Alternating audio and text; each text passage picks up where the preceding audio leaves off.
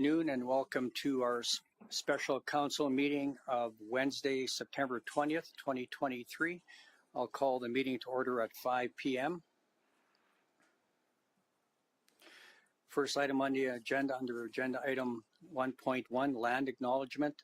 The town of Coaldale acknowledges that we are gathered on the lands of the Blackfoot peoples of the Canadian Plains and pays respect to the Blackfoot peoples past, present, and future, while recognizing their cultural heritage, beliefs, and relationship to the land.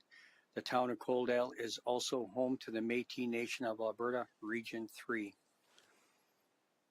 Moving on to agenda item 1.2, conflict of interest declaration, pecuniary and non-pecuniary. Are there any in the room this afternoon? None declared, thank you. Moving on to agenda item 2.1, acceptance of the agenda for our special council meeting of September 20th, 2023. Are there any additions or omissions? See none, could I get someone to make a motion that council adopt a special council meeting agenda for September 20th, 2023 as presented? Councillor Pickering, any further discussion? See none, I'll call the question. All those in favor? Carried unanimously. Thank you. Moving down to new business, agenda item 8.1, we have the 2024 budget deliberations, and we have our Chief Financial Officer and Deputy CAO, Kyle Beauchamp, presenting. Kyle, whenever you're ready, the floor is yours.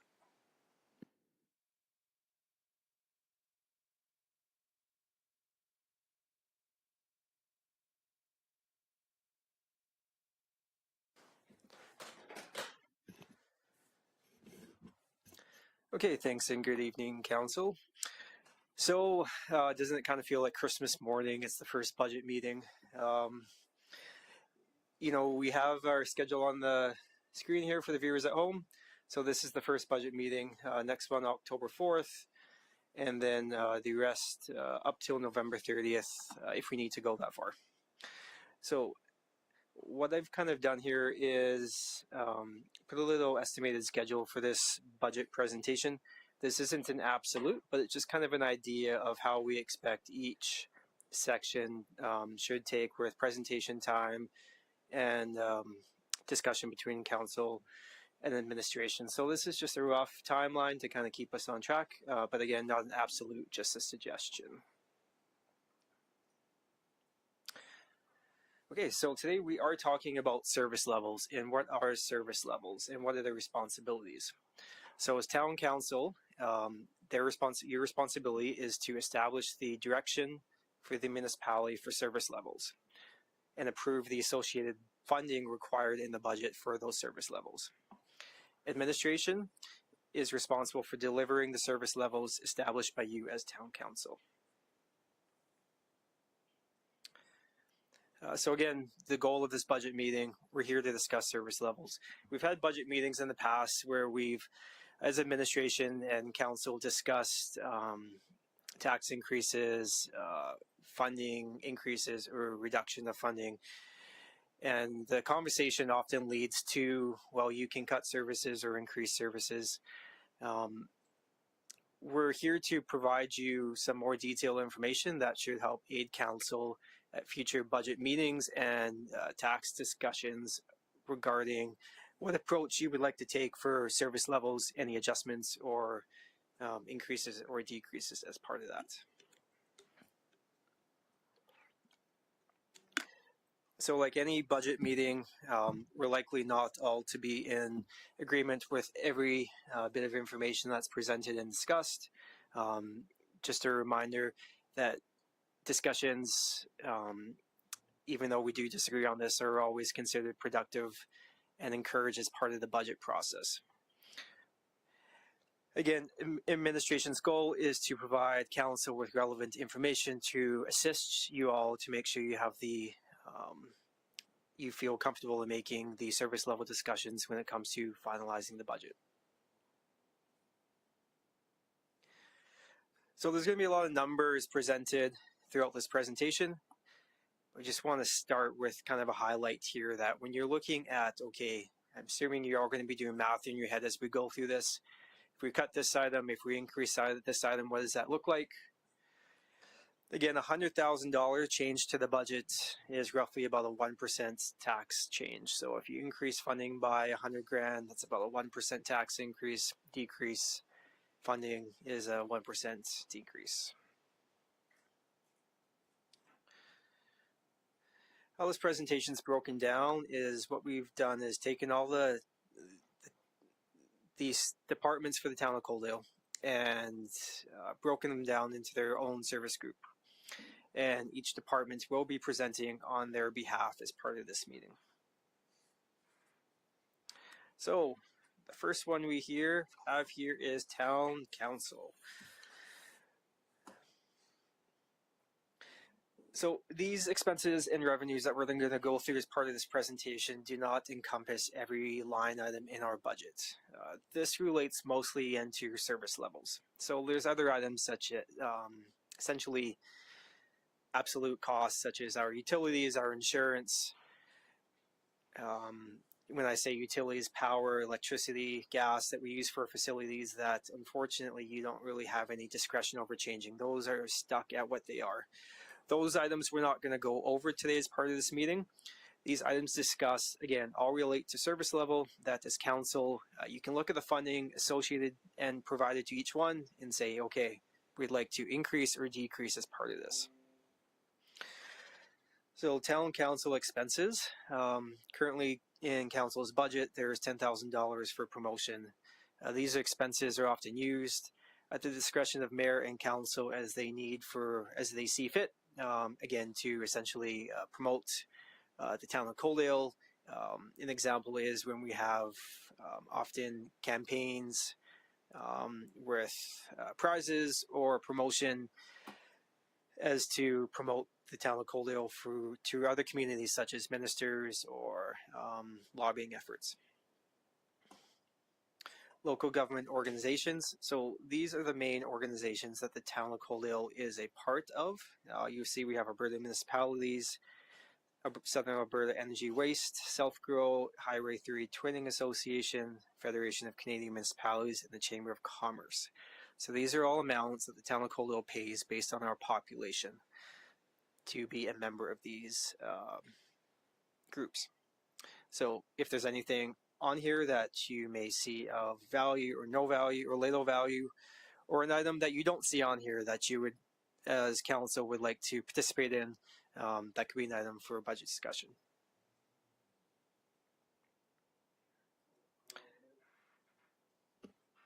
Thank you, Mayor. Through to Kyle, RMA.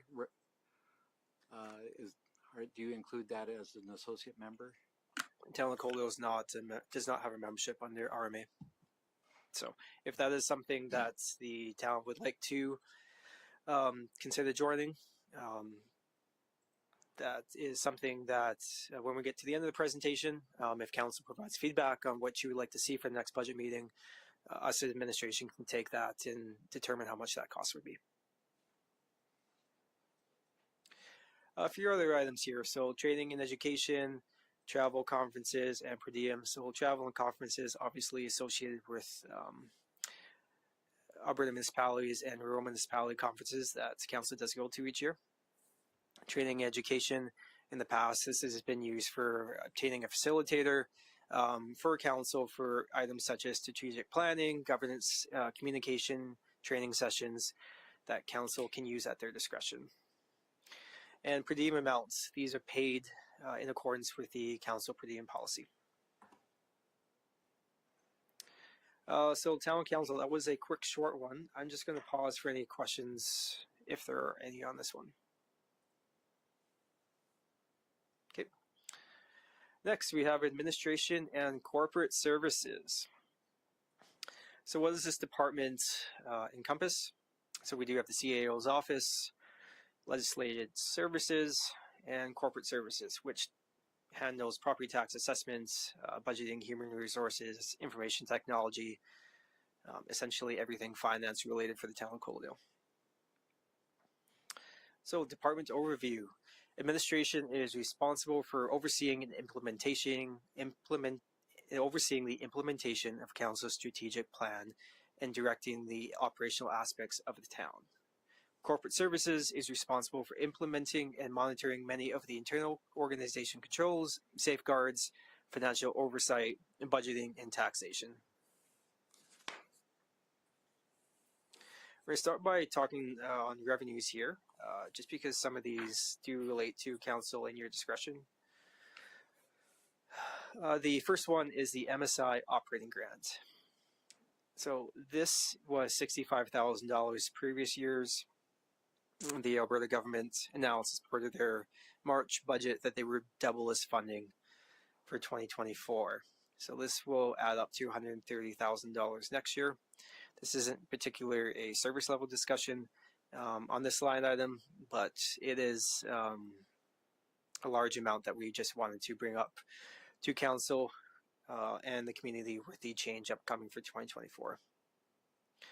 Business licenses, HRM rentals, and tax certificates. These are all services provided by the town of Coaldale to the users who are looking for these services. These rates are all established by town council as part of the fees and rates bylaw. Moving on to expenses here. Accounting and audit fees. So each year the town, not each year, as required, the town does go through the RFP process to establish an auditor that is required under the MGA for our financial statements. Estimated cost for this every year is $25,000. Property assessment. I believe it was last year that this RFP was brought to town council, in which we did finalize our contract with Benchmark Assessments for another 5 years. This cost is outsourced, in which they take care of all the property assessment throughout the whole year for the town of Coaldale, which is used as part of the taxation process. And contracted IT services. The town does use an external consultant for IT services. That contract is awarded through an RFP process as well. That cost comes in at $90,000 a year.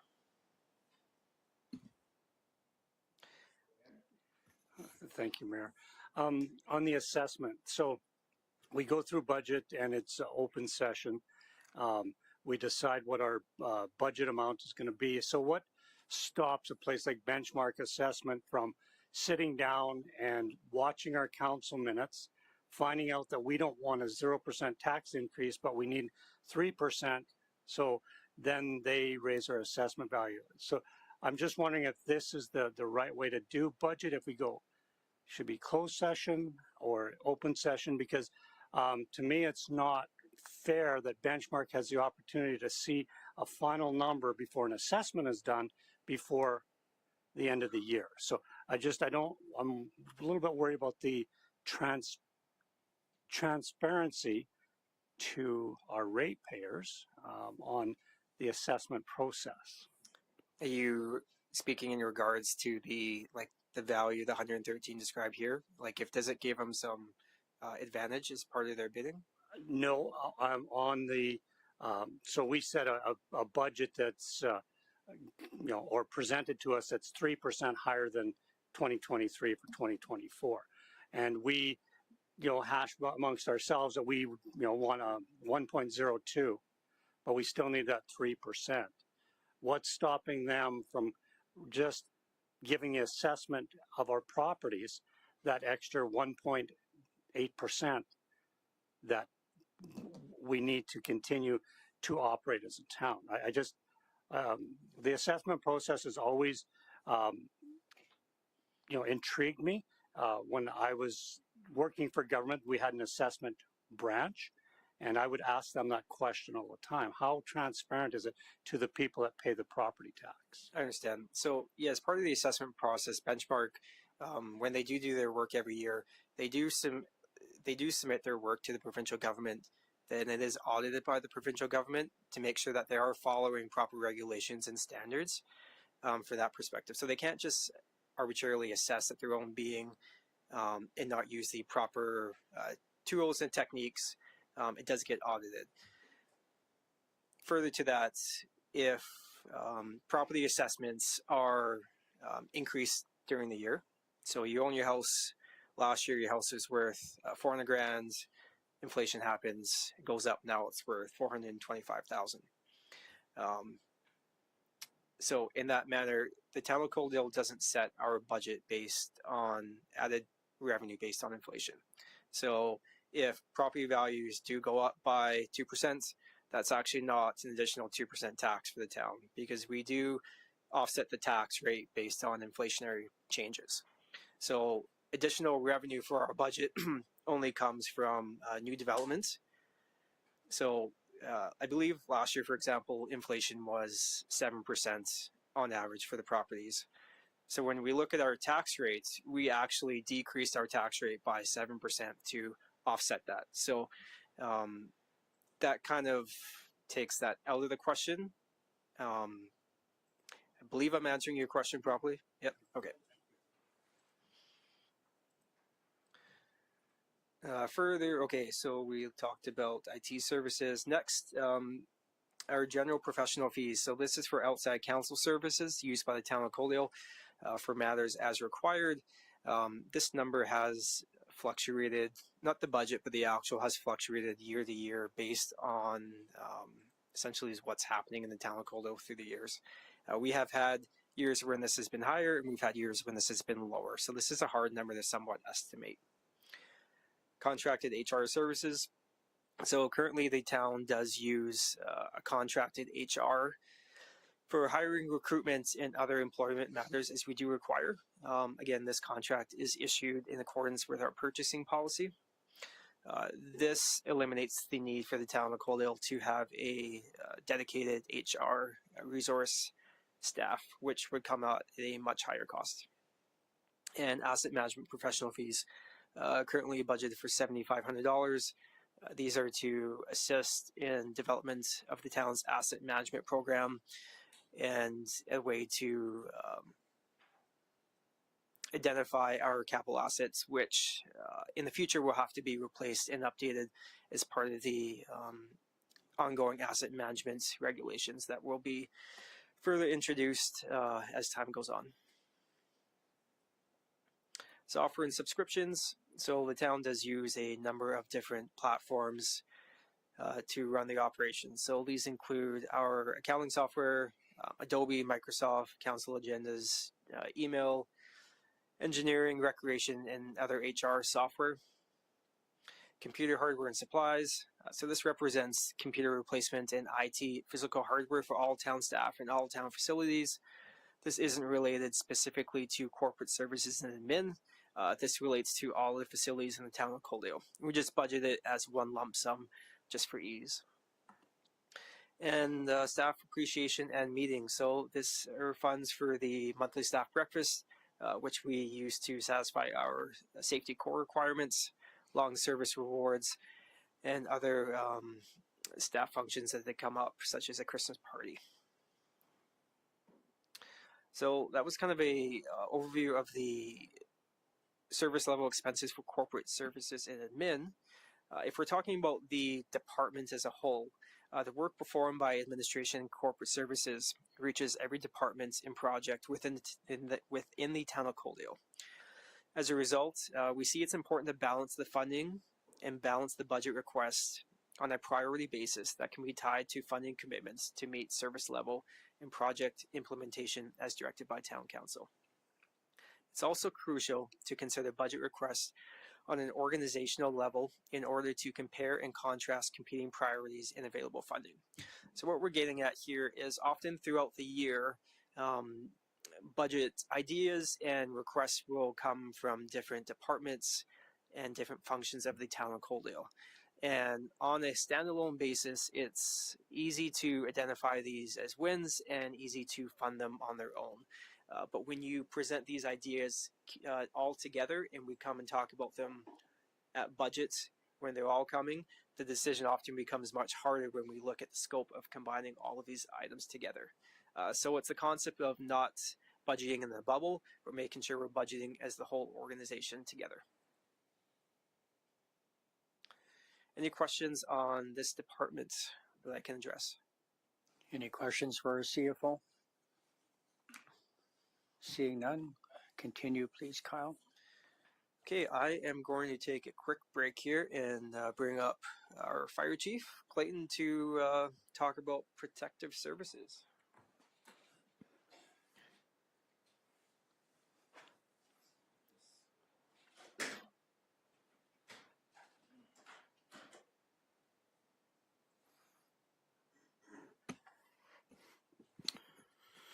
Thank you and good evening, Council. So I'm here to talk to you about the protective portion of the budget, which encompasses emergency services in our CMP, which is kind of further broken down into the fire department, emergency management, and municipal enforcement components of the town. So the Protective Services Department integrates all protective services functions under one umbrella, allowing for an efficient service delivery. Protective Services is primarily responsible for the safety of our residents and visitors within the town of Coaldale.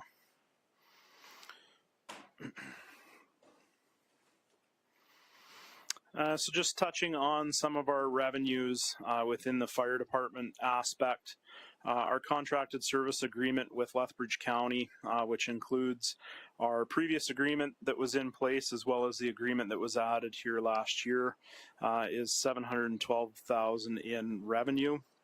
This includes inspections and investigations within our response district as well. And then our general sales and services, which can fluctuate greatly depending on the types of calls that we do get and where they happen to be. But this is the calls that we are billing back for to Alberta Transportation through our rates and fees by law as well. Touching on some of our expenses, so one of our major expenses is dispatching services. So this is for our call answering notification, resource allocation, firefighter safety through Lethbridge PSCC that provides this service for us. Equipment and building repairs. This is looking at proactive building maintenance. Vehicle maintenance is a portion of this as well, and annual maintenance and certification on stuff such as our vehicle extrication tools, things like that, that have to get maintained. And then uniforms, tools, parts, and IT software and equipment. This is stuff such as our uniforms for our volunteers, our staff, our records management system, where all our calls are entered, our inspections, investigations are done, radio and pager repair, replacement as needed, different shop tools and equipment, and another component of that is our radio licensing as well. Volunteer firefighter tax credit. Again, this amount can fluctuate throughout the year based on the number of volunteers that we do have and the number of hours that they are putting in. But that tax credit is available for our volunteers that are property owners as well as our volunteers that are business owners and do attend calls during business hours as well. Volunteer honorarium and wages. This covers the hourly rate for our volunteers going on calls as well as attending training nights. This also covers the on-call rate for our duty officer on weekends as well. And then we have our fitness and psychological program. So we've had good support in the past and have a pretty progressive psychological support program for our first responders, access to counseling for members, as well as our firefighter medicals as well to increase screening for various things such as different cancers and stuff that firefighters are exposed to and prone to. Training is another large component of what we do. This covers our books, exam and certification fees, course registration fees, train the trainer, registration and status for various courses that we do take, such as our Blue Card Incident Command, and things that aren't necessarily always delivered in-house, as well as anytime we might bring in external instructors to deliver stuff that's a little bit more specific, some subject matter experts to help out with training. And then we have protective equipment, which is our firefighter clothing, our bunker gear, our helmets, boots, gloves, those types of things that we wear on calls. Things like coveralls for going on wildland calls or calls that might not necessarily require structural protective gear. Our respiratory protective program, so our SCBAs, N95 masks, those types of things, and any of the miscellaneous medical equipment that we might use as well. So the other component is our municipal enforcement. So our revenues, our photo radar fine revenue, this does again fluctuate depending on the amount of traffic violations, as with most of our fine revenue. The town of Coaldale receives 40% of the total infraction revenue, and the province receives 60%. The amount that's shown is the component that the town receives. That's not including the entire amount. Dog licensing, this is rates approved through the rates and fees bylaw that the town receives. And then our summer internship grant, this is money that's received through 5th on 5th youth services, which is for an individual or 2 individuals this year. We had one throughout the summer, but it covers their big portion of their wages as well as uniforms and anything associated with that to allow us to have them. Expenses. This expense is the photo radar IT processing and box rental. So the cost of the actual box that takes the pictures on the road, as well as the software to process and issue the tickets. Our animal control, this expense is largely on housing of animals, anything related to vet services, the cost that we might incur from having those animals. And then finally on this page, our officer dispatch. This is our agreement with Tabor Dispatch for our municipal enforcement. So these guys do our officer safety monitoring, which is required through the Sol Gen, so that when they are out and about, they're being monitored on the radio if they need help or assistance.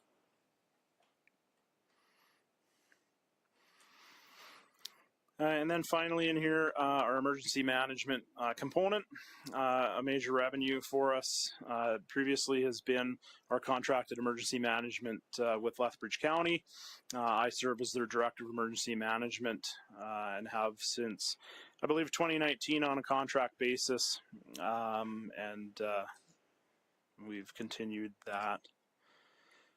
Expenses within our emergency management. This was just kind of one of the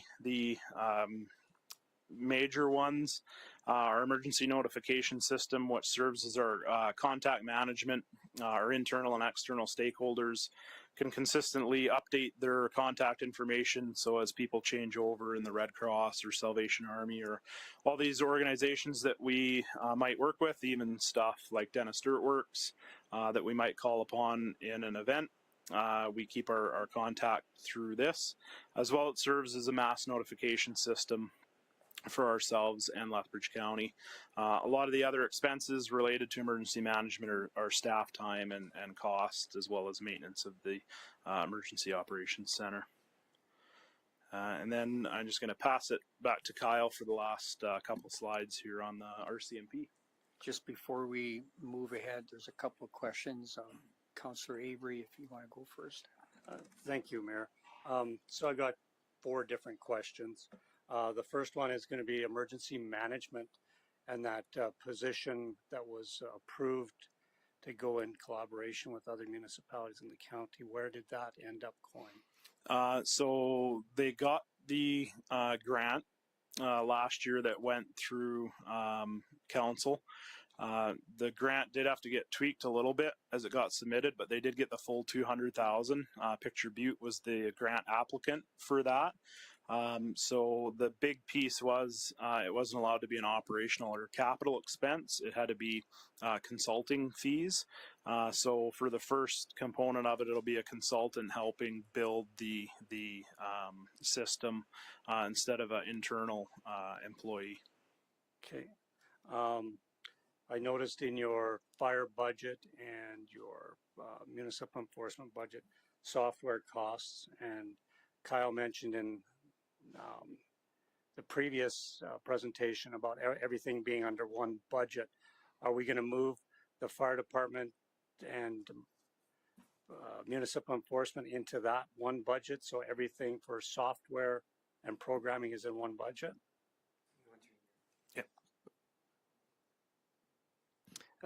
Good catch. So a little error on my part there. So everything you see in the software and the regulatory budget, or sorry, in the fire and the regulatory budget for software is specific to emergency management. So everything that's in admin, those are costs like for our email, for Adobe, for other software that is shared throughout the organization. So if it's specific to fire or in specific to bylaw and they're the only ones who use it, it's in their budget. But if there's other items like shared services that are used throughout the town, those stay in admin. The reason we do that is if you try to budget one item for, excuse me, 10 grand between different departments, it becomes very easy to not properly utilize that budget because you start having one item split 10 different ways and it's in different departments. And we found that when you have 10 items for $1,000 split different ways, they sometimes become lost. And then you're not utilizing them properly. So that's why we combine those shared services. Okay. And then I noticed with municipal enforcement, an $11,000 cost on officer safety. Is that not something that Lethbridge Dispatch can provide for the $38,000 that we're providing them, or vice versa? Can Tabor provide us dispatch for fire because they do it for Tabor and their MD for cost savings? Yeah, so it was explored originally when they did look at the officer safety aspect, and Tabor was a significantly cheaper option for the municipal enforcement. We haven't gone down the road yet of on the fire side. There has been discussions kind of as a region where things might need to be. But we've kind of approached that more as a region holistically, going from the aspect of if Coaldale were to change, it might drastically affect just communications back and forth with some of our neighboring departments as well. Okay. And then the line item for your firefighters, medicals, and psychological assessments and stuff, is that just for active members or is that for your alumni members as well? I believe that's just for active members right now. Okay, thank you. Councillor Chapman had a question. Yeah, thank you, Mayor. On your 4B bylaw enforcement page there, under revenues for photo radar fine revenue, you have $450,000. Is that a gross amount or is that a net amount?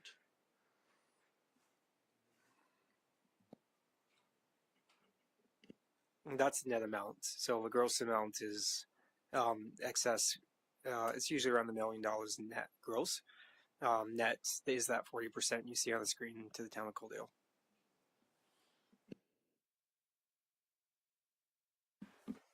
Okay, you can continue on with RCMP.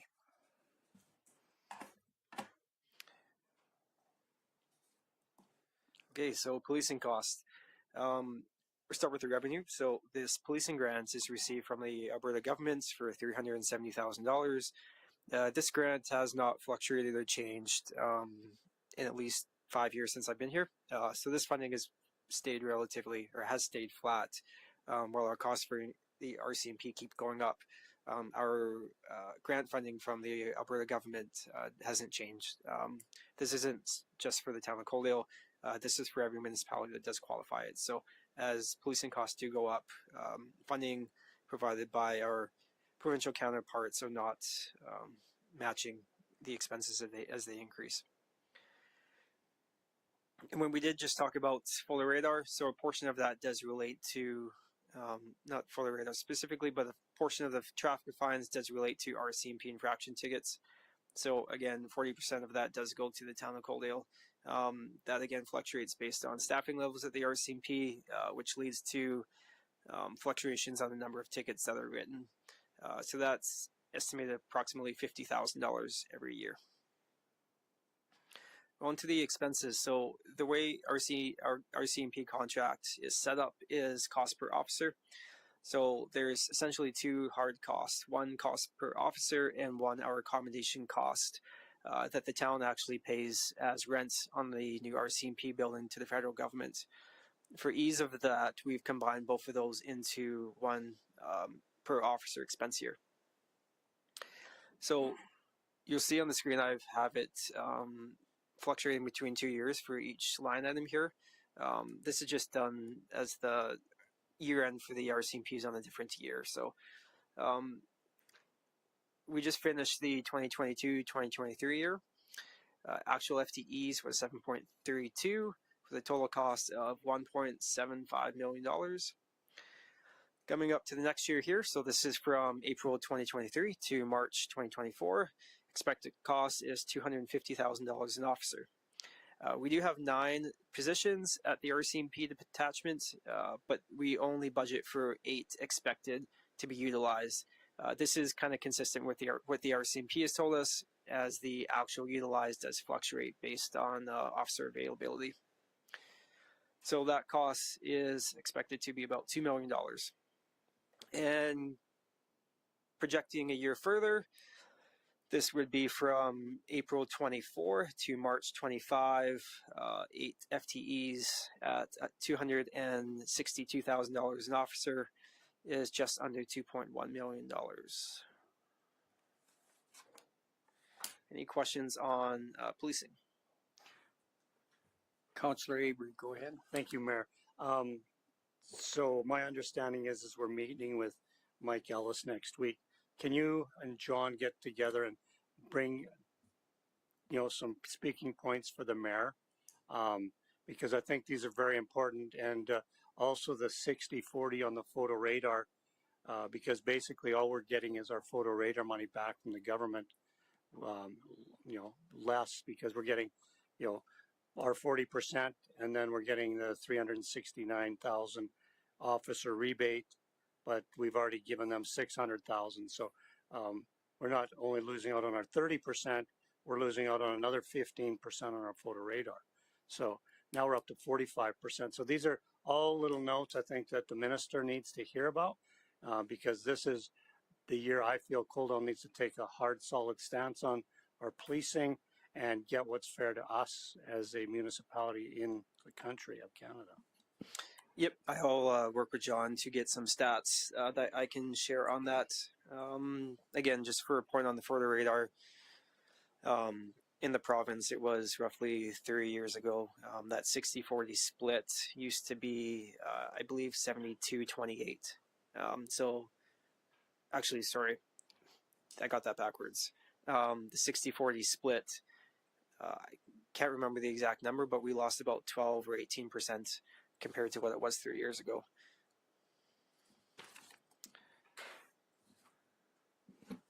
Any more questions for our CFO? Councillor Reese.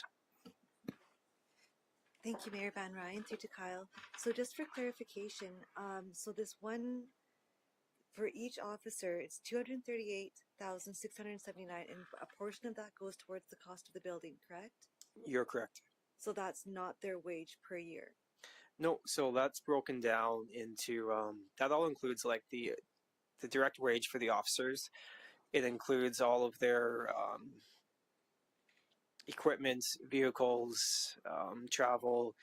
It includes the division administration cost, and then the rent associated. So Howard's budget is they basically take all the expenses for the division, add them all up, and then they just divide it by a per officer basis. So this could be construed as the cost for an actual RCMP officer is $250,000. No, there's a lot more costs associated with that. So yes, you are correct.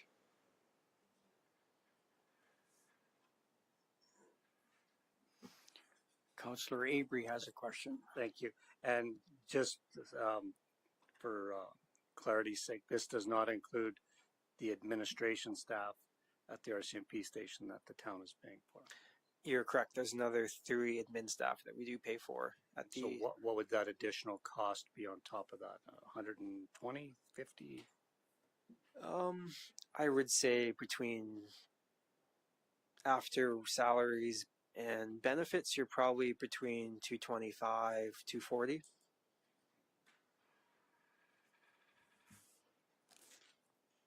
You finish that.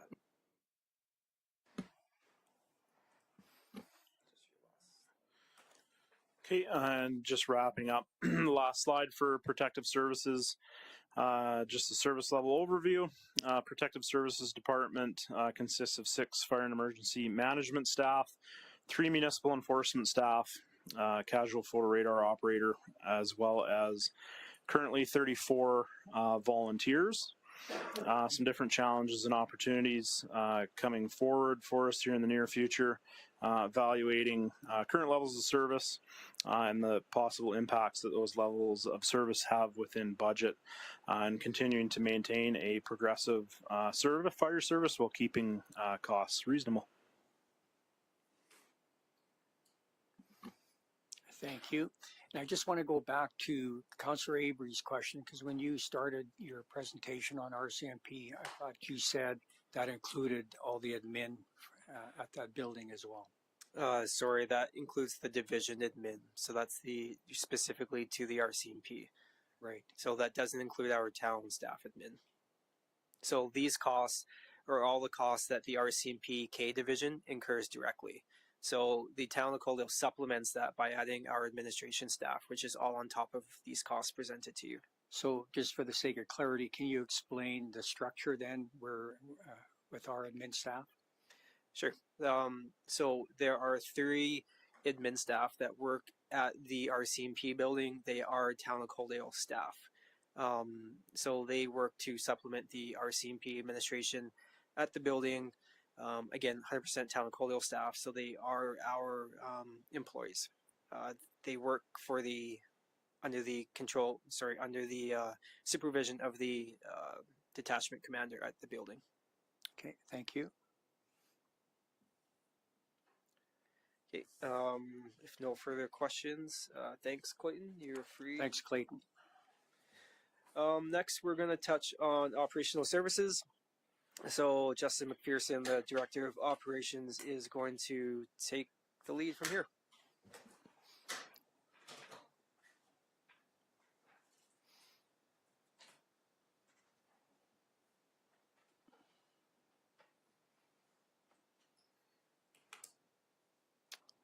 Good evening, Council. I'm here to present on the service levels for the operational services. This is just a breakdown of our operational services department. It includes utilities, roads, fleet, safety, cemetery, infrastructure. Utilities is broken down here into water, sewer, storm, and waste disposal, because those are all 4 utility accounts that residents would see billed to them separately from individual taxes. So my departmental overview is the operational services department is responsible for the safe and efficient delivery of services, the maintenance of current infrastructure, and the strategic oversight of capital project management and design.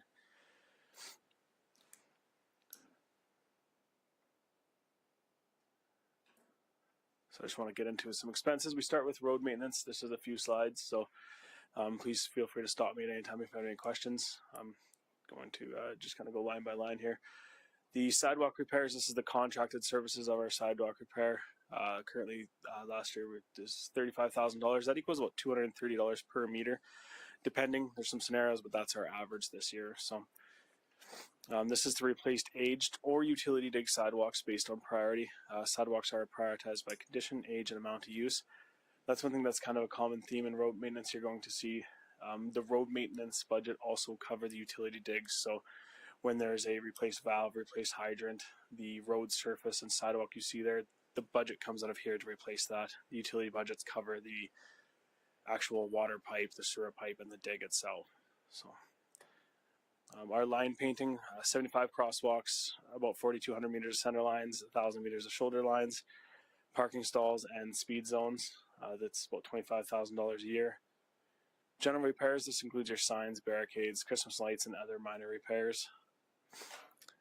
So this is the materials, supplies, parts, and accessories for the roads department. So this includes our concrete purchasing, our gravel, cold mix, paint, tools, and other materials used to maintain roads. You'll see concrete here because we do some internal sidewalks. Depending on the scope of the project, we'll do some in-house and mostly contracted services. So we have road patching. This is contracted services as well. This is repairing smaller sections of roads due to age or utility digs. So this is sections that have either failed and need to be replaced due to safety reasons or utility digs. We have a yearly alley rebuild program, which is through contracted services. This replaces about 5 alleys a year, depending on the size of the alleys, but your typical block, it's about 5 alleys. Rural road maintenance, this is the roads that were annexed into the town of Coaldale. We also include all the gravel roads, the small gravel roads throughout town. So this is used to maintain, grading, calcium chloride. We contract out to the county of Lethbridge, and same with the cold mix maintenance.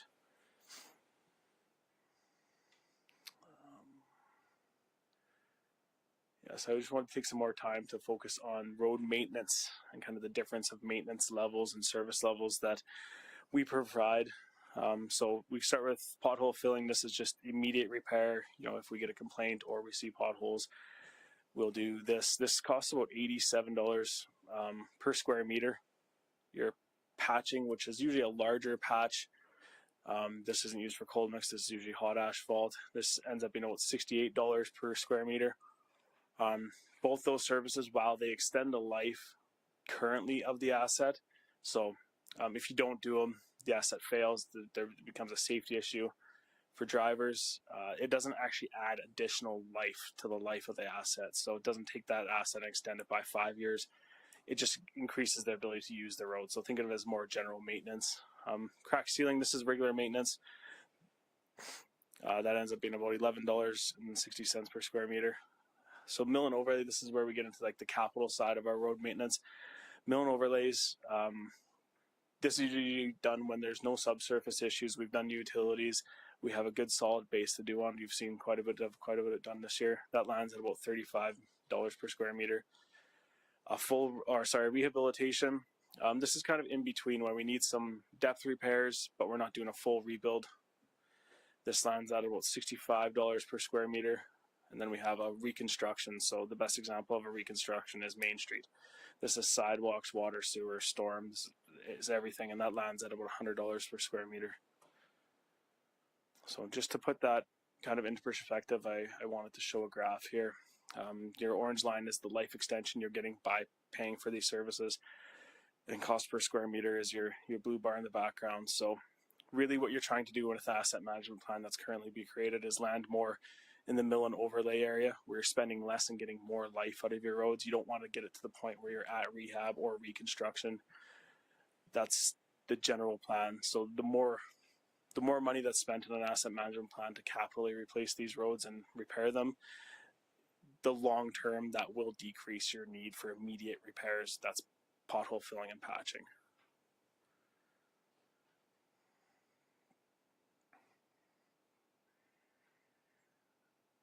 Okay, I'll move on to snow removal. This is just another one that I picked to pick on a little bit. Right now, we lowered this from 2022 to 2023 by $25,000. So this is the contracted services version of our snow removal. This is tendered every 3 years. So for an event, this is an event which we classify through the bylaw as a 10 centimeters of snow plus. So this current policy, if this event happened and we were to do all the priority routes on the current policy, is about $31,000 per event, and it also costs about $15,000 of our internal staff time. Any additional road, if council wishes to increase that service level to other roads, that's approximately about $3,200 per event, per kilometer per event. That's not including extra staff time because our staff time is capped. Like we're at the service level we can provide through our internal staff. That's using pretty much all of our staff, a lot of our park staff. We're bringing in some of our utility staff to cover if we have more than one snow event back to back. So we can't add more internal staff unless we were to increase our staffing levels. So we have to make that assumption. And I just crunch some numbers. This is an approximate number, but if we were to do the entire town, every event, it's approximately $123,000 just in contracted services alone. This has to come with a footnote that's assuming that the equipment and staffing would be available on call at that time, because the contractor that would provide this would also be trying to provide this for our neighboring municipalities and their own businesses.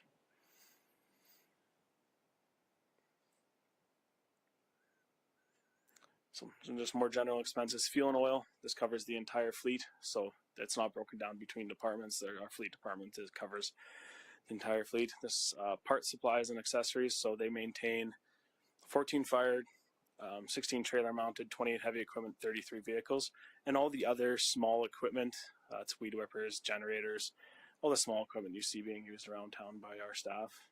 And then contracted repairs. We do most of the repairs in-house, but there's some tools and stuff, specialty things that we don't do. One exciting thing from this year is our fleet foreman got qualified and certified to do CVIPs in-house, so that's saving us at least a few $1,000s a year in external costs. Our infrastructure department is within operations at this moment, so we have general engineering fees. This is just utilized for small unexpected requests that arise throughout the year. Most often these requests involve software modeling for our town's water and wastewater systems to determine capacities for future development. The town GIS system is covered under this department. And community safety fund. These funds are available each year for safety initiatives at the direction of staff and council. Funds are generally approved based on suggestions or recommended by staff and council. I'm going to move on to municipal utilities. Was there any questions kind of about the first bit of that? Any questions for Justin? Go ahead, Councillor Chapman.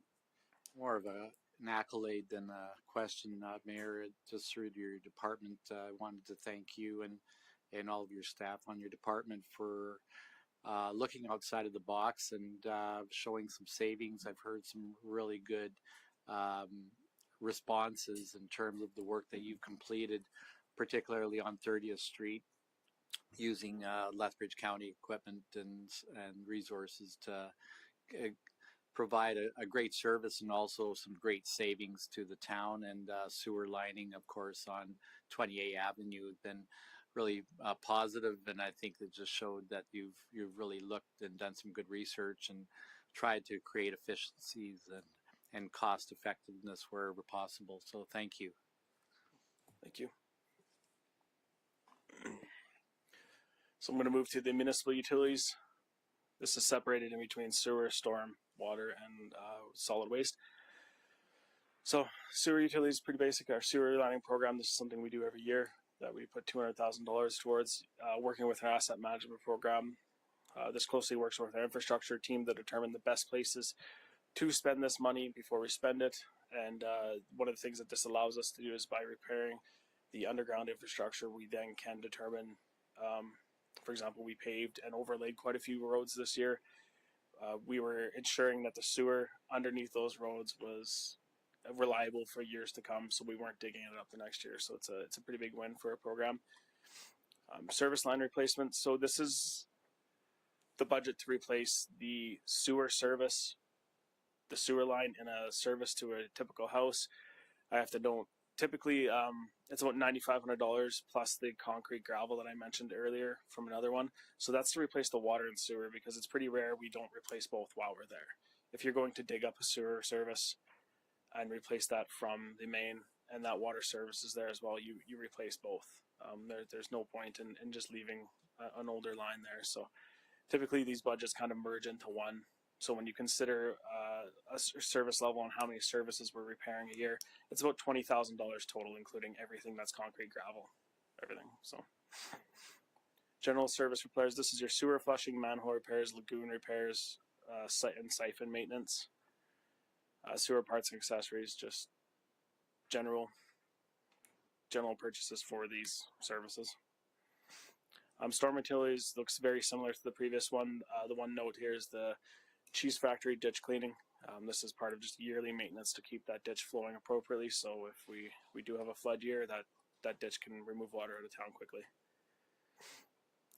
One other thing is the stormwater treatment. So we do culture treatments for storm ponds in town. Birds of prey is one of the big ones we do. This also covers the mosquito testing and treatment if required at the birds of prey. Move on to our water utilities. Similar to our sewer service, we do service line replacements here. One thing to mention is our fire hydrant replacement program. Currently, we're doing 4 per year. Fire hydrants, life expectancy is about 75 years, so that puts us on pace to do all 300 in town within that 75 years. This is a pretty critical one because fire hydrants, as you guys all are aware, are critical to our emergency service department. Them operating correctly is something we take as a priority. This is our solid waste department. So Coldell handles its solid waste disposal through a curbside garbage recycling and compost service. Each household assign black bin, blue bin, and green bin. 2 bins can be requested for each of these services by residents at an additional cost. The free dump coupons, the town provides 3 Lethbridge regional landfill coupons per year per household for households that have solid waste services. And our waste recycling app, this is the app that residents can download to have reminders about what bin to put out when.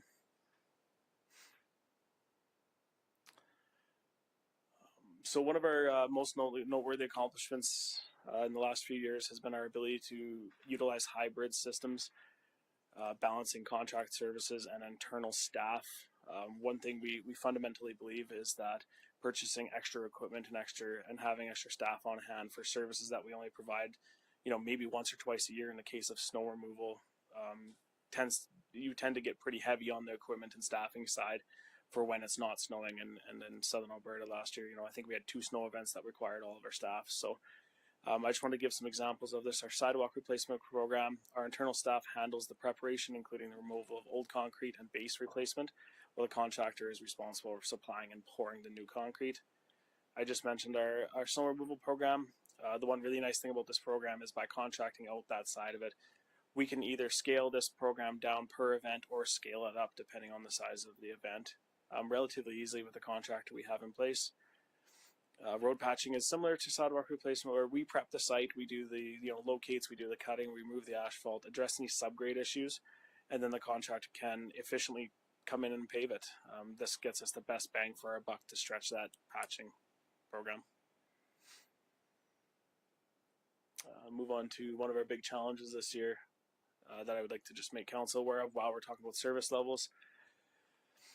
So we upgraded the wastewater lagoon treatment system to partially have some mechanical treatment. This comes with chemical costs. We knew this. So one of the challenges we encountered pertains to the escalating cost of chemical treatment for our wastewater, particularly in light of recent upgrades to the lagoon system. During the project commissioning and operating phases, the treatment facility is consuming a significant greater amount of aluminum sulfate, which is used for phosphorus removal and what is initially anticipated during design and construction phases.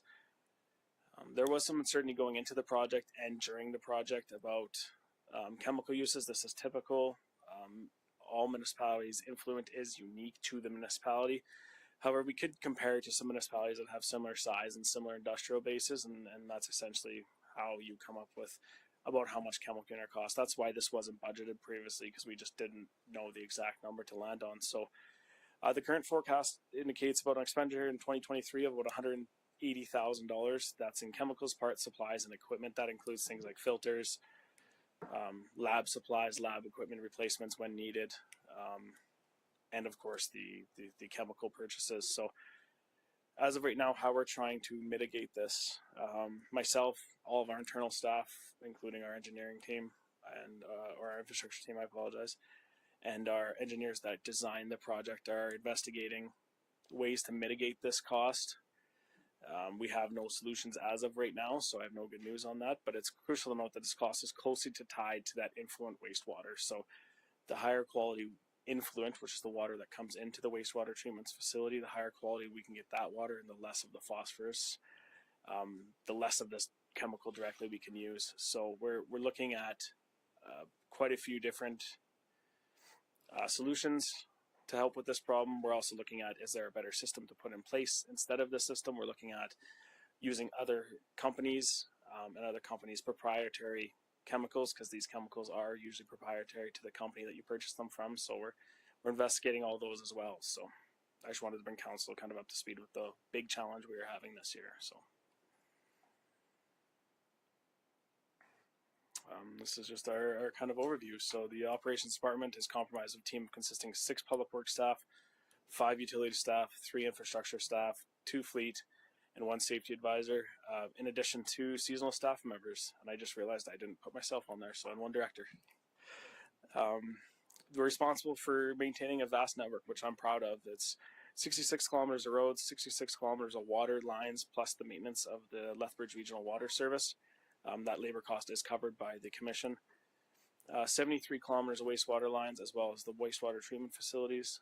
28 kilometers of stormwater infrastructure, including all the ponds and the birds of prey ponds.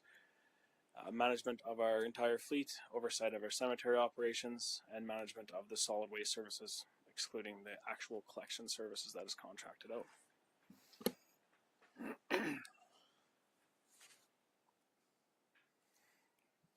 Quick question on the joint line coming from Lethbridge when we had that leak. Who ended up paying for that in the end? The bill has not been settled yet, so that's something we'll be discussing at the commission meeting on September 25th. Okay, thank you. I'll open it up. Any questions for Justin?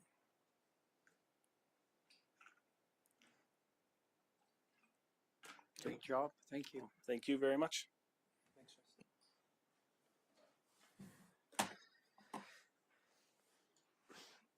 Okay, next we're going to move on to growth and investments. Cam Mills couldn't be here today, so I will try to do my best to duplicate him today. So planning development, so this consists, growth and investment, sorry. This is kind of twofold, so it consists of our planning department and as well as the communications. So department overview, growth and investment is responsible for the growth and development of the town, ensuring the town remains a vibrant and growing community through the responsible oversight of development, attracting new investments, including grants from other levels of government, and overseeing the community's messaging and marketing efforts.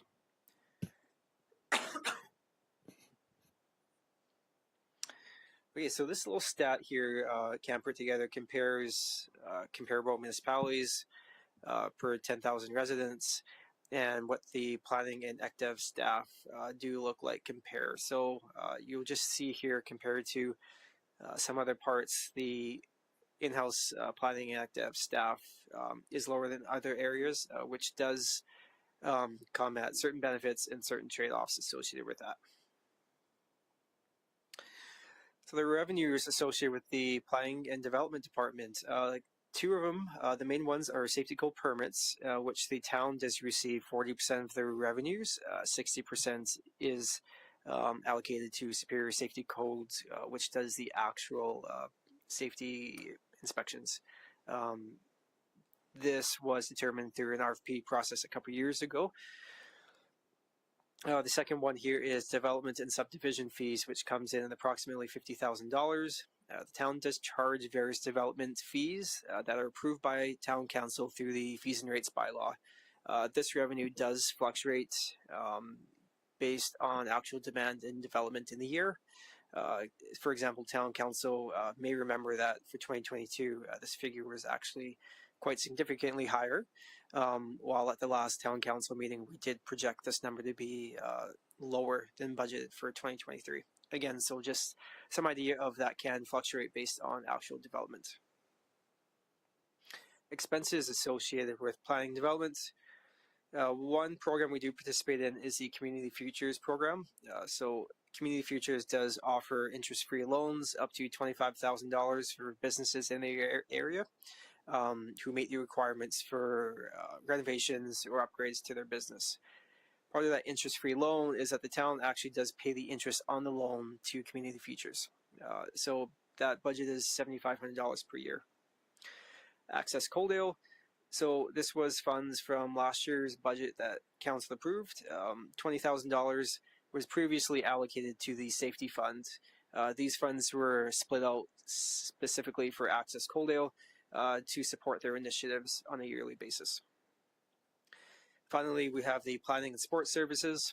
So this is supplemental planning services through our contracted partners, which do help with major bylaw amendments, ASPs, and other planning services as required, such as various planning projects and environmental assessments.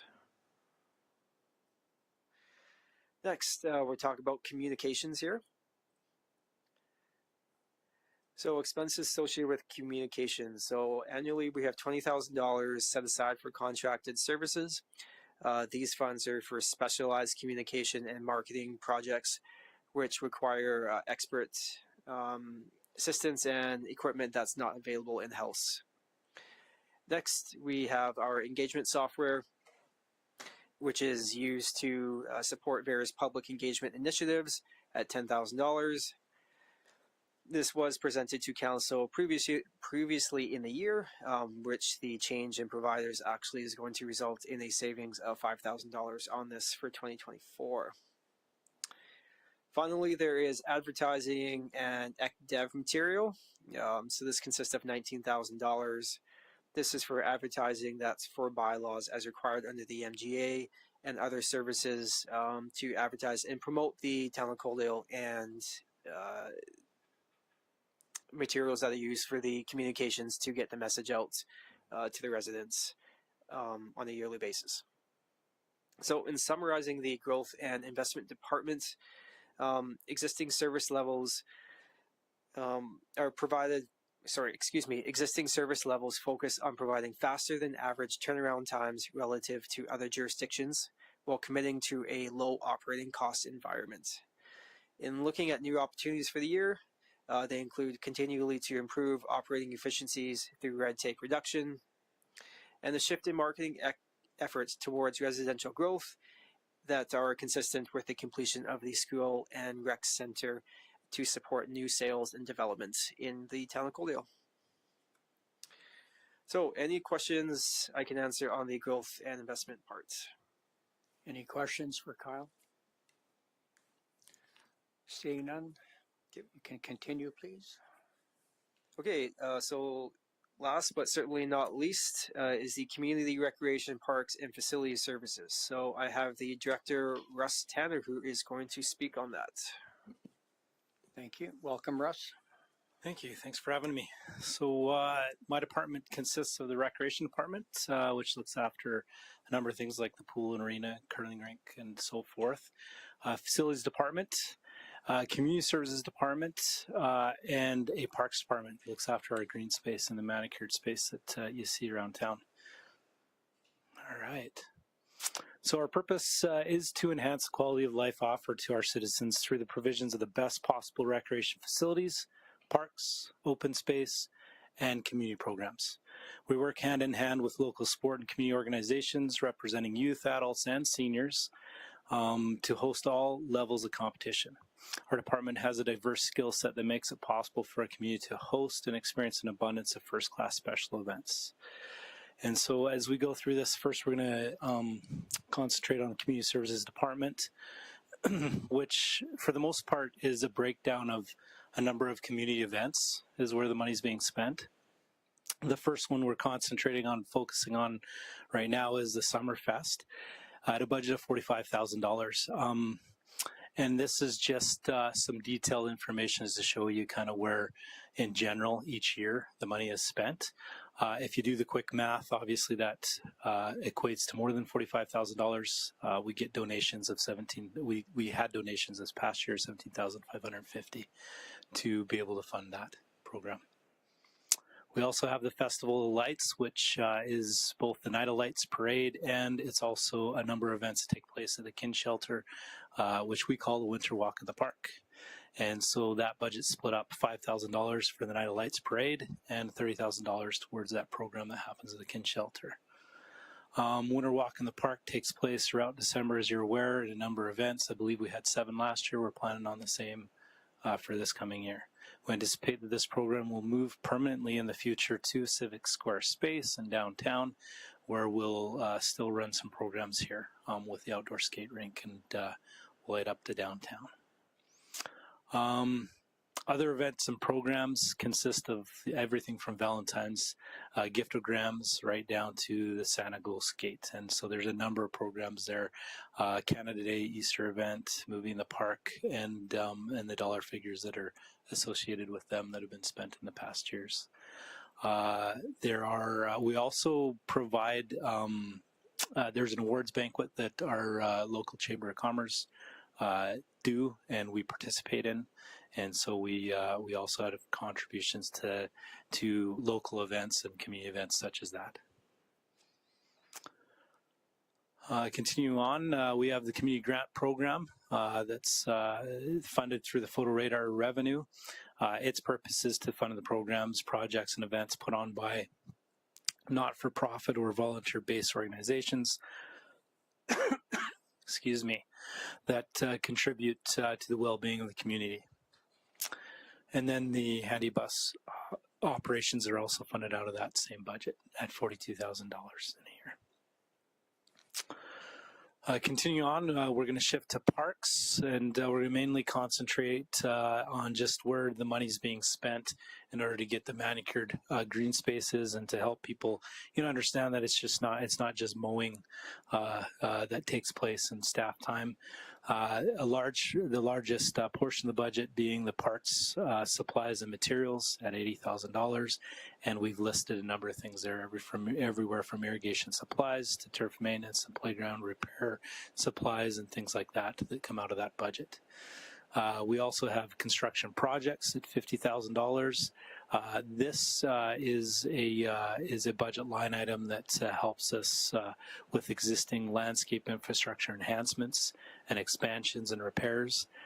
Some examples are the new fire hall landscaping that recently happened this year, the town parking lot landscaping curbing north of the old town hall building, the cemetery irrigation and tree expansion project, irrigation pump upgrades to increase capacity to Millennium Park. That certainly first was an emergency, but also was an upgrade to be able to service that park better than it had in the past. Overland irrigation improvements such as weeping tile for the tot lot and sports fields, getting rid of standing water so that sports fields are more playable for more hours during the season. We also have the new mountain bike park supplies budget. That's basically the soil materials to be able to keep that up and going. And then we also have a fertilizer and chemical pretty extensive program where we fertilize and spray pretty much everywhere twice a year, and in some cases we do it a little more often, especially when we're talking about total vegetation control on places like the shell for the baseball diamonds and parking lots and things like that. So we'll continue on. General equipment and tools at $15,000. That money would go towards trimmers, shovels, hoses, chainsaws, gopher control equipment, spraying equipment, and machinery and repairs, such things. We also provide $12,000 a year to the Owl's Nest Campground so that we can, the public users of the mountain bike park and dog park can head over there and use their washroom services when required. We contracted weed control as well. We do have a contractor that goes around and looks after weed control around town. They have larger pieces of equipment that create some efficiencies in providing the acreage that we have in a shorter amount of time and for less money and less staff time. So. We also have pathways, playgrounds, and equipment maintenance at $11,000, and that's with crack sealing, playground inspections, and contractor playground repairs. In some cases, we need to bring them in when damage is over and above what our own team can do. So, okay, I wanted to show an expense per acreage of manicured space. And I'm not going to go through each one of these line items at this time, like it's there for your information, but I just wanted to show that this wasn't pulled out of the air, that we tried to apply every line item within the budget to that. And also tried to show that, the green space, manicured green space also depends on, shrubbery, and like there's obviously certain levels of amenities and things within a park that will increase how the cost per acreage or decrease the cost per acreage. But taking all of our green space, the entire 114 acres of manicured space in Coldell, and applying it to the hours of the staff work and all the supplies and expenses that we put towards it, we estimate that each acre, a total expense based off the 2022 actuals, each acre would cost us $3,271 per acre to manicure. And then we also took that similar kind of approach to the per kilometer of pathway maintenance, and maybe this helps us in determining how much, like, as we expand our pathway program, and or if we're asked at a future time to maybe overlook and maintain pathways outside of our area in future months. So what we've done is pretty much the same thing. We've taken staff time, and we've taken everything from the crack sealing to the sand and melt materials that we use during the winter for snow removal and everything like that, and we've applied it to per kilometer pathway. Coldell has 12.95 kilometers of pathway, and we estimate a cost to maintain each kilometer at $5,657. That's also including the amenities. Each kilometer, after going a few different kilometers, you've already run into some benches and some garbages and some doggy bags and some things like that as well. So, okay, and then we're going to move on to facilities. We're just going through each facility and talking about its revenues and its expenses to come up with its surplus or deficit. The first one being the community center. This facility is currently the only rental and event space with kitchen services. It should be noted, though, that the kitchen is to be used only for warming purposes due to the insurance restrictions. Keep in mind that the new recreation center is likely to have more diverse options related to kitchen services, and as there will be a community kitchen, and we're working with Palliser School Divisions on a joint use agreement for that. So revenues we see yearly at $20,000, while expenses are at right now $40,975, and so we're looking at a deficit of $20,975. On the museum, $30,500 is provided the museum board as an operating grant, and we see about $6,000 revenue in bookings. And so the museum is at a deficit of $77,875. Senior center, we don't see any of the revenues out of that, but however, we hand it over to the seniors group to be able to look after that, and expenses to us each year is estimated at $16,725. But we do look after any of the major building maintenance and or upgrades to that building like we do all others. It should be noted that these expenses exclude those staff wages and salaries, as these are not allocated to each facility's budget. These expenses are for daily operational exclude any capital expenditures if required, and reserve all allocations. Sorry. And you'll notice that note on a number of the slides as we go through here. We'll continue on to the hub. The hub with the FCSS agreement has proven to be a very good decision. We're looking at surplus at $24,400 after our expenses of $25,000 estimated a year. Also keep in mind that that doesn't take in the staff wages, is all at the bottom there. The kin shelter, we look at revenues, and those are through rentals, $12,000, and our expenses at $18,500. So our cost to the town of Coldell is $6,500. And facilities does look after the building there, building maintenance on an ongoing basis. Obviously, we pay utilities. Parks is responsible for the grounds maintenance and snow removal. All right. General facility contract services at $60,000. This budget is used for general facility upgrades, replacements, and requirements set out by changing codes, regulations, and or standards. Some examples of where this money has been spent in the past would be, window replacements, most recently being the museum that we've started to started to try to get ahead on some of the older windows there that were causing some issues with birds and infiltration of cold air coming in and causing some condensation. So we've been able to do that to catch up to a point where we've eliminated that. We also have had some situations in the museum as a prime example of it where fire code inspections for years had identified that there were deficiencies, and so we've looked after those deficiencies.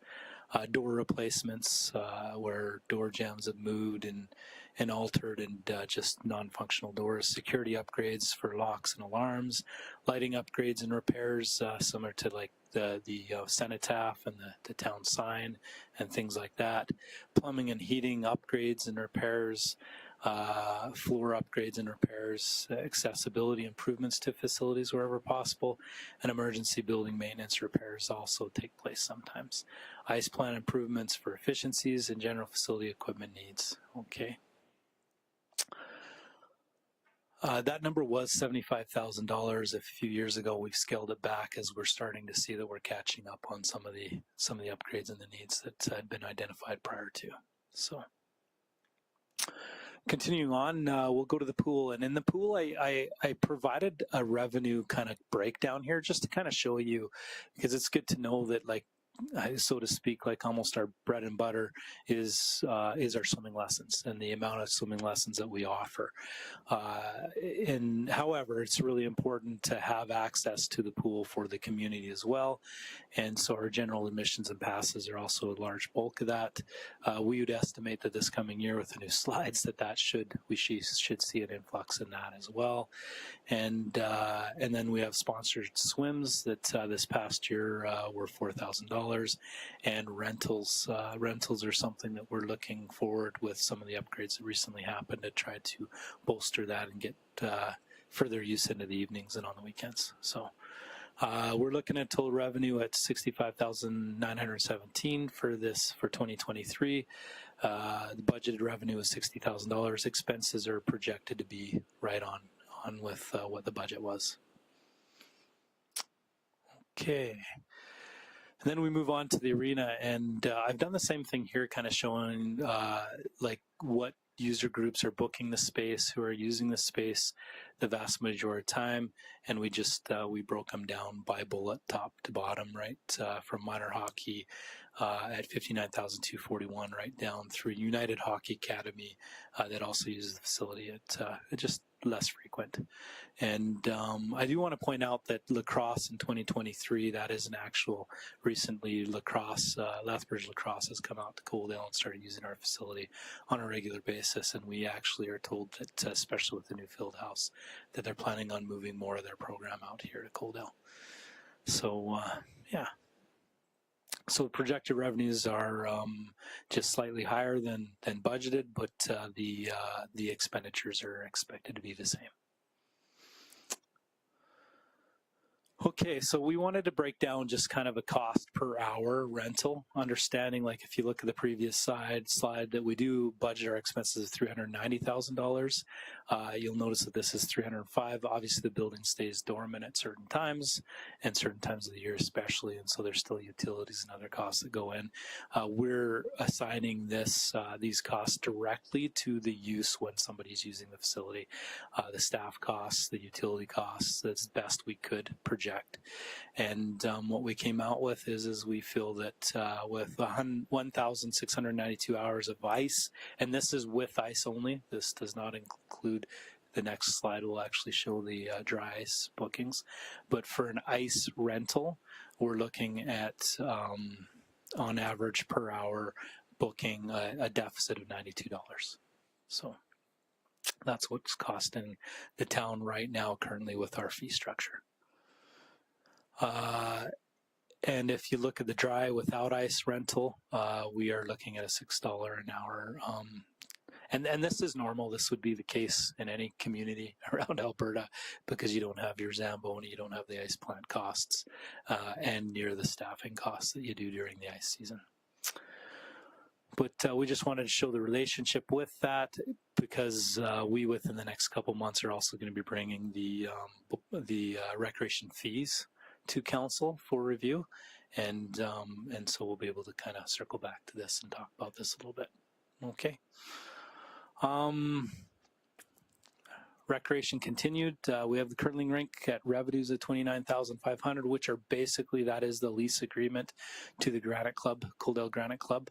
And they look after the startup and shutdown of the ice plant and then the operations of the building for their season, where we look after anything over and above that maintenance-wise to both the ice plant and the building itself. And we're looking at a deficit of $42,725 per year. Spray park and tot lot cost the community for the 3.5 months that it's open is $66,487. The breakdown of expenses really comes down to wages at $20,000, the water at $30,000, and the chemicals and building maintenance at $16,487. So that's the spray park and the wading pool. When you hear the chemical thing there, that's the chlorination and pH adjustments and things. So really, what do we come to in the end? As you guys are aware, we look after landscaping, building maintenance, facility bookings, community programming for most of the town-owned facilities. Recently, we've seen the mountain bike park added to that list, and Civic Square building itself. Our community services department does look after the booking and allocation for all the community facilities that are rented by the public. And we're just pointing out that the following are going to be added in the next few years, and that is the new recreation center, Civic Square outdoor space, and new skateboard park. So as the town continues to grow, so too must the resources. You're aware of that. It's nothing new. The challenge every municipality faces is the ability to match the resources with its growth while meeting its citizens' needs and or expectations. Although the recreation park services are not typically considered an essential service, they do become fabric of the community as they provide places to congregate, learn, recreate, and in times of need, support one another. Both infrastructure and programming efficiencies have been kept in mind when we've designed these facilities with the intent to keep the financial impact light by spending less and generating more revenue. The operational plans are in place to be able to do this and to meet our business plans. The key will be that we ensure that the resources needed to support the operational plans are provided when the time comes, and that's what that'll be on me and on basically representing what those needs are as we move forward. I look forward to it. Any questions? Councillor Reese has a question for Russ. Go ahead. Thank you, Mayor, and through to Russ. So I'm going to go back to the Festival of Lights for a moment. Mm-hmm. So I like the idea of it being held in the Civic Square when the time comes in the back. That's why we're doing what we're doing back there. However, I'm curious as to why you're wanting to have it permanently here. Is that a cost? Is that what the residents are looking for? I get the skating rink is a big aspect of that. But for myself, I quite enjoy the kin shelter. It's kind of like a staple of the winter walk in the park.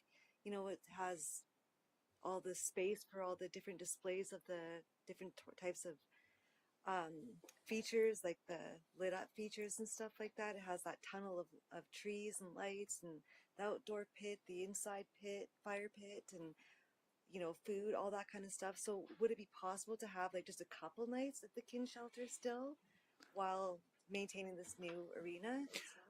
So to answer your question, it would be possible. The amount of staff time that goes into wrapping those trees and unwrapping them yearly and providing the display and then being there in person and things to do a few nights in a year would be pretty astronomical.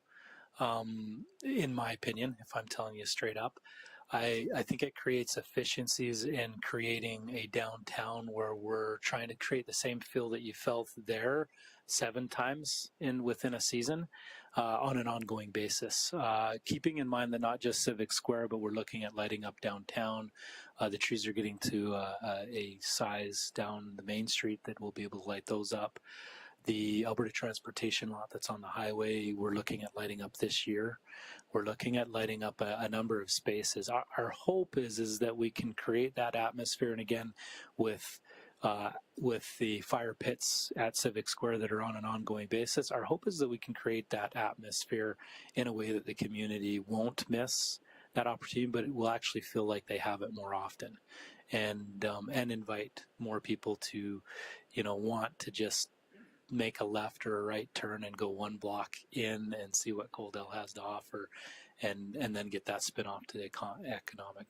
That's our hope. However, we can always look at accommodating an event at the Kin Shelter at whatever level council would like us to. We just, when we're talking service levels, with everything else we're doing and pulling staff over on an ongoing basis to flood the ice, to clear the snow off the ice, to do all these other things, at some point we have to either become more efficient in what we do, or we have to let go of some of the old traditions, or we have to have more resources added to staffing. Yeah. Okay, thank you for that. You bet. Do I have time? Can I ask another question? So my other thing that I was noticing on 7C with when you were talking about the deficits with the ice rink and the pool. So for the pool there was 181,400,000 we'll say deficit. The arena 228,000 we'll say. So that's a total of 410, just over that. And then, so my mind is going back to our recent Waves and Blades meeting that we just had. And I'm just a little concerned with these deficits and wanting to, if we're thinking about building a new arena, if we're thinking about building a new pool, like these deficits, are they coming into consideration with all this stuff as well? And where does that leave us? Yeah, they have to come in consideration. These are community services, so they're not almost never total cost recovery on a pool or a rink. Those are the two that you identified. They're almost never that way. When you do build a second sheet of ice, though, and a twin rink, you do realize some efficiencies. So the second sheet of ice won't be anywhere near the deficit that one sheet of ice standing on its own will be. However, you do still go into more of a deficit for sure. You do. Thank you. Yeah. Councillor Chapman had a question. Yeah, thank you, Mayor, and through to Russ. Excuse me. I just first of all wanted to thank you for this most robust presentation, and I think this is one of the best presentations I've ever seen in terms of our bringing it forward for budget deliberations. I think this was really good and clear and well established, and I want to thank you for that. Secondly, I wanted to thank you for all your work in the community.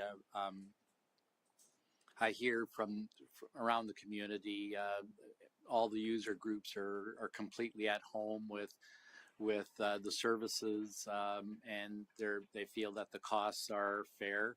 So I don't hear any complaints about how you roll things out for the coming years. So thank you for all you're doing there.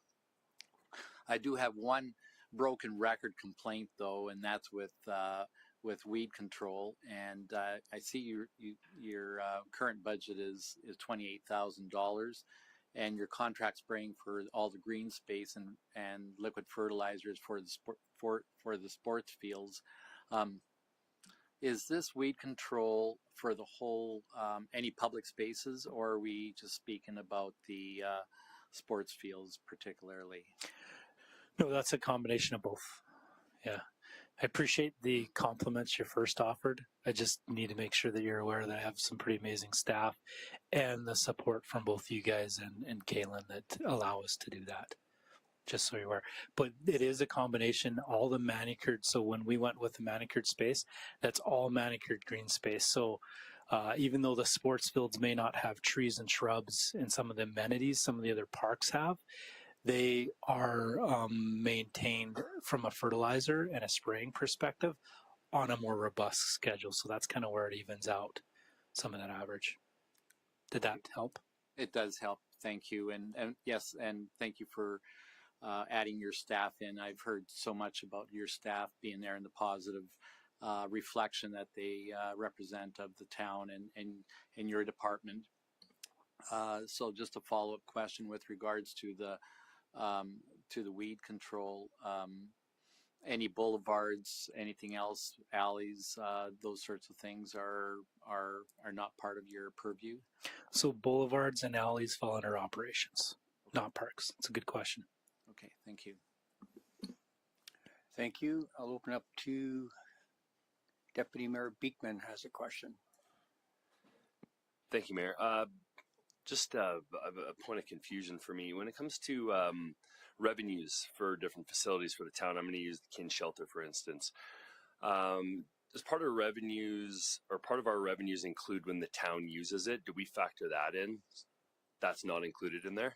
Definitely not. No, Okay. the only revenues are the rentals that are paying customers. Okay, I just wanted to make sure we're not doing a double dip there for the numbers. Thank you. Definitely not. Yep. Councillor Pickering.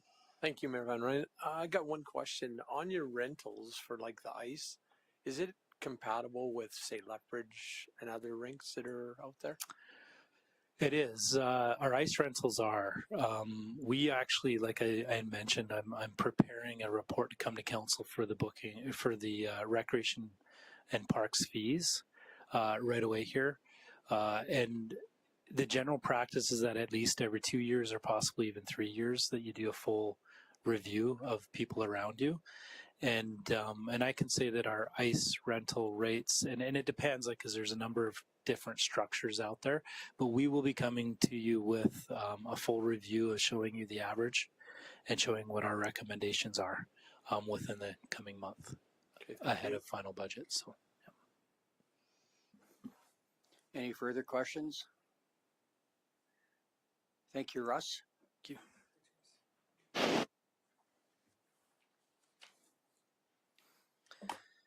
Okay, just kind of concluding today's presentation. So again, this meeting here was designed around service level and designed to provide council with further financial information that helps in the assistance of setting the budget and setting the required taxes to fund the budget. What are we doing as a community, and how much of what we're doing and what does it cost us? So in looking at the next budget meetings, this meeting that we're having has been the first budget meeting.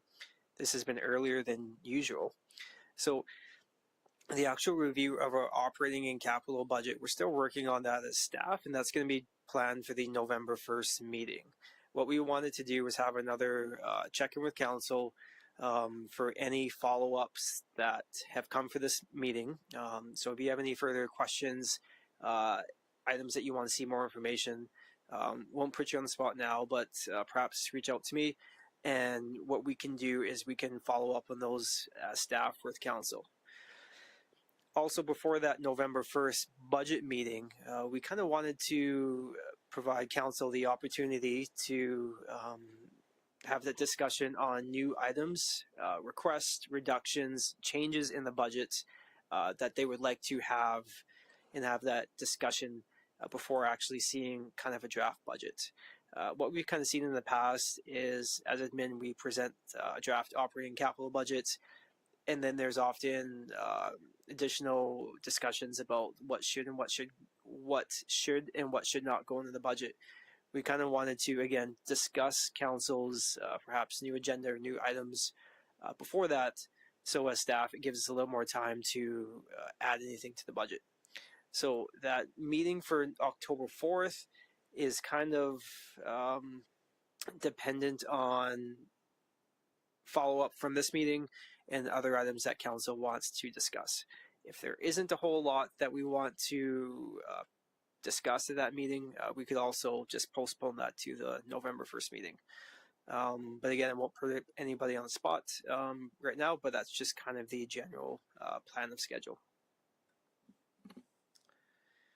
Thank you, Kyle. For myself, the way that the budget was presented to us last year, the template to use worked very well for myself.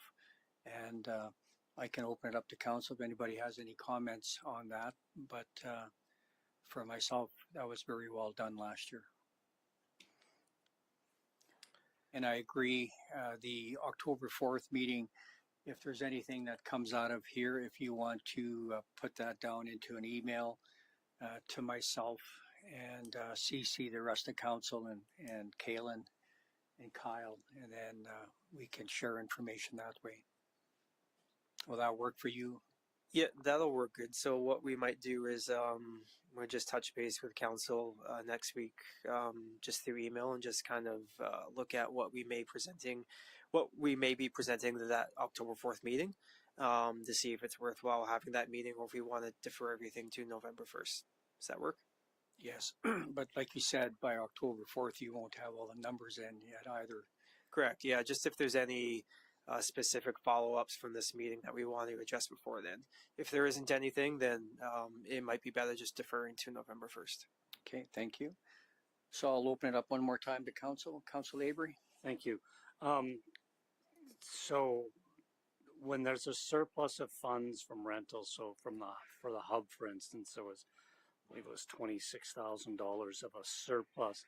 Is that put back into the replacement of that facility? So if it's a $3 million facility, so really we're still $48,000 a year short if it's a $3 million facility, if we're depreciating that asset properly to replace it in a 40-year lifespan. Is that kind of what we're doing, or do we just put it all in a piggy bank and then disperse it? Because I know, like with roads, we're good. You know, that's been explained to us, but the actual facilities, how, like fire hall, we know we're putting money aside. The county's putting money aside, or we were until this new facility. I don't know if the agreement still stands. So are we still doing that with other facilities? And if so, is there opportunities when we're renting them out, like the hub, where we work that into a lease where it's not, especially the hub, and there's 16 other municipalities involved in that. And so in the end, our ratepayers are going to end up spending an extra $1.8 million to replace that facility when it's wore out, and 15 other municipalities got the benefit of that. So is there any thoughts behind that? Yeah, I'll just kind of touch on how we budget for facilities kind of in general, and see if that kind of weaves to your question more on the hub too. So what on the screen here, so you have the contracts, so you do have the hub with the surplus, and you do have the kin shelter at the deficit. So at the end of the day, these funds just basically go towards the net taxes that we need. So because we have the surplus from the hub, the 25 grand, that's $25,000 less in taxes that the town needs to collect from residents and businesses to balance the budget. As far as how we budget for these facilities, you do have the revenues and the expenses shown. What has been done in the past is anywhere between $15,000 to $30,000 a year is set aside into reserves for each facility. So those reserve funds have been used in the past for example, like the library and the community center. We recently replaced the AC unit. If there's kind of smaller capital items like that that need to be replaced, those reserves are designed to address that. The funds that we're putting towards those reserves, they're not nearly enough to fully save and fund for future capital replacement of those facilities. If we're looking at fully saving for a future replacement of each facilities, the amount would be very significant. That goes back to the fact that Coaldale, like every other municipality in Canada, is at an infrastructure deficit. So what we're doing as part of that is directing more of the reserves to items that are of high priority and designated as critical infrastructure. So we see more funds to reserves going towards our utilities rather than our facilities, because it's of a more higher priority at the moment. So again, the reserves just kind of fund the day-to-day capital, not the 30-year capital to replace. Your question is, could you build something like that into a lease agreement? I think what a good answer would be is that the lease should be any lease for any facility designed in a way that once you have your revenue coming in, your expenses going out, if we have an opportunity to take any excess funds and designate that towards future capital replacement of that building. That's something we totally could do.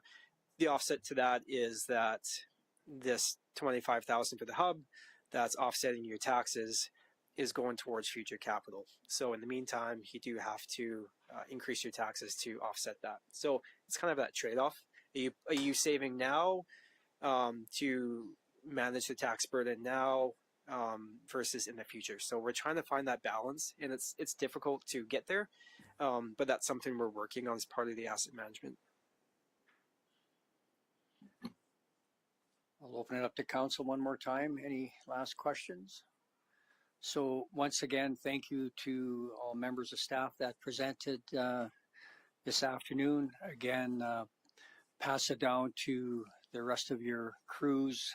Appreciation from council for everything you guys are doing.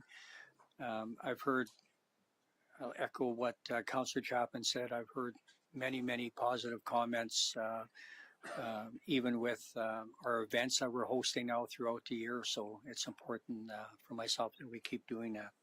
So if there's no more questions by any members of council, could I get someone to make a motion that council receive the budget deliberation report as information? Deputy Mayor Beekman, any further discussion? Seeing none, I'll call the question. All those in favor? Carried unanimously. Thank you. And one final motion is that council move to adjourn the meeting at 6:45 p.m. Councillor Saylor makes that motion. Any further discussion? Seeing none, I'll call the question. All those in favor? Carried unanimously. Thank you.